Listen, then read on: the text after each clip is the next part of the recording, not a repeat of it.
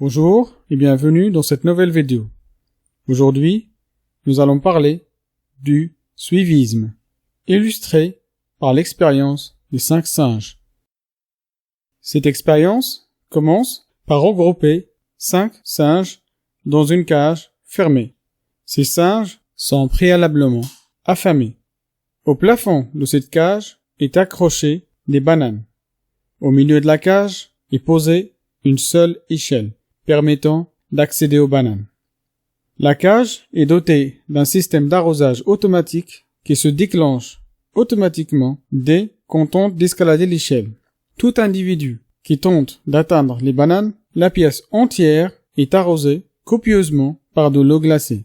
Et cela est vrai tant que les individus tentent d'escalader. Très rapidement, le conditionnement de Pavlov fait son effet et nos singes comprennent et associent la douche froide à l'escalade de l'échelle et intègrent une nouvelle règle interdisant de s'approcher de l'échelle, sous peine de châtiment corporel. Le système d'arrosage est aussitôt désactivé. Une fois cette règle et loi assimilée, on remplace un singe par un nouveau qui n'a pas connu l'épisode de la douche froide. Naturellement, il tente d'escalader. Les autres singes l'empêchent et le brutalisent par peur de la douche froide. Le nouveau singe ne comprend pas, mais sous la violence de ses congénères, il cède au groupe. Un deuxième singe est remplacé par un nouveau qui tente aussi d'escalader, mais violenté par ses congénères. On note que le premier singe remplacé participe activement à la punition, pourtant n'a jamais expérimenté la douche froide. L'expérience continue de la même manière jusqu'à remplacement des 5 premiers singes.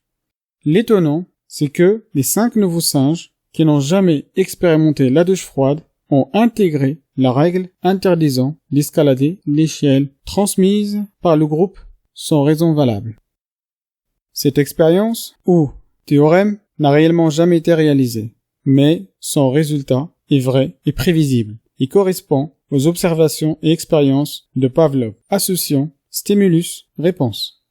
Et aussi, ces résultats correspondent au comportement humain et les expériences et observations sociales. Je vous invite à regarder cette vidéo de 3 minutes qui illustre ces propos.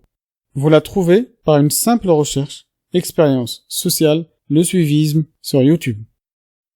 Le conditionnement stimulus-réponse devient rapidement social puis culturel, dans le sens où il s'agit d'un comportement porté sur une population donnée et qui va durer dans le temps, alors qu'il ne repose pas au plus sur aucune donnée logique. Ce qui est stupéfiant, c'est le moment où le groupe, ayant appris le conditionnement, le transforme en règle alors que le conditionnement ne le justifie plus.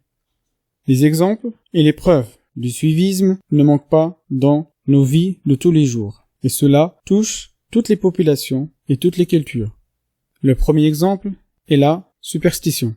Ne passe pas sous une échelle, n'ouvre pas un parapluie dans la maison, ne joue pas avec les ciseaux la nuit, ne joue pas au ballon dans la maison. Toutes ces actions ont probablement induit des accidents et des drames dans le passé, mais leur conditionnement perdure toujours.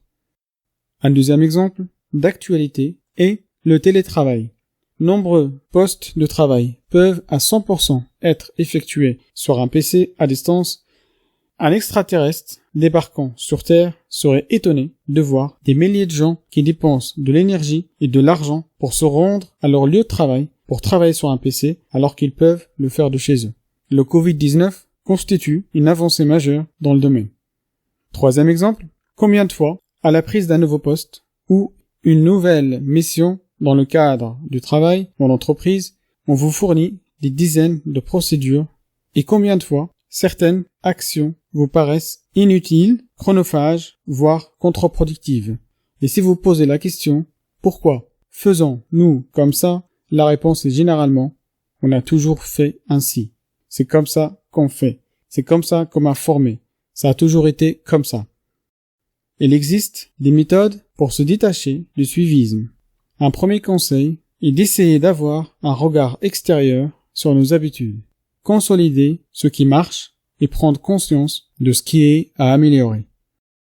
Et notre façon est de développer son esprit critique. Ne pas hésiter à remettre les choses en question, analyser et challenger en continu les idées et les opinions. N'hésite pas à affirmer ta différence et sortir du lot. Prends des initiatives et pense hors du cadre. Cette vidéo est terminée. Si elle vous a plu, merci de la liker et de la partager. Je vous invite également à vous abonner et à laisser des commentaires constructifs.